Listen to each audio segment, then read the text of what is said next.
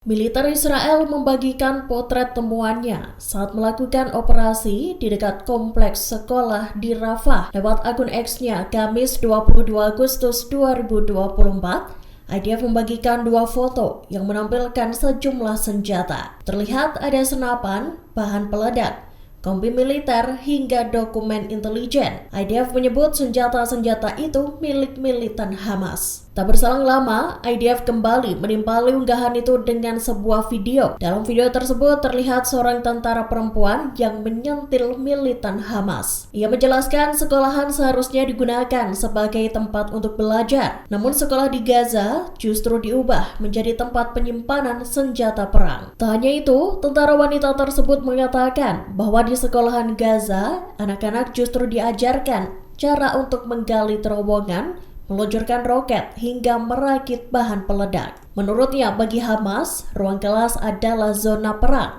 Mulai dari sekolah Al-Tabin, Al-Zahra, Nasser hingga sekolah Nusairat disebut IDF menjadi lokasi yang digunakan Hamas sebagai pusat komandonya.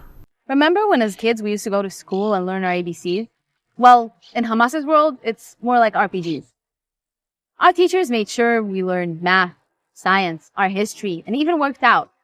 Well, Hamas's syllabus includes lessons on tunnel digging, rocket launching, and assembling explosives. The Hamasic classroom is a war room, and no schoolyard is complete without a rocket launcher or a weapon stash.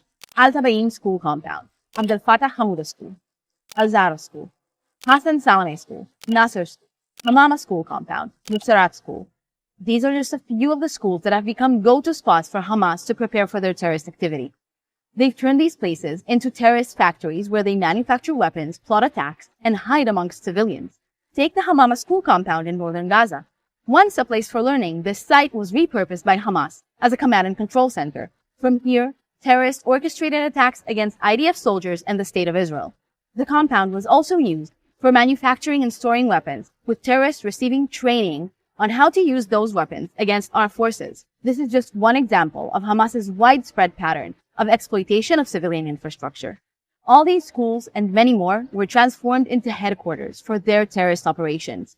Hamas has deliberately embedded their terrorist operations in these schools to use children, teachers, and innocent civilians as human shields. Hamas knows the IDF respects international law and human life, so they hide behind these walls, hoping that we will not uncover their tactics. In case you missed it, we did, but not without taking every possible step to mitigate harm to civilians. We are making sure that classrooms remain as they should be, free from terrorists. And that's why we're going to continue to operate to dismantle every last one of these so-called schools that are really just terrorist bases in disguise. Education should help us build the future, not destroy it. Download Tribun X sekarang, menghadirkan lokal menjadi Indonesia.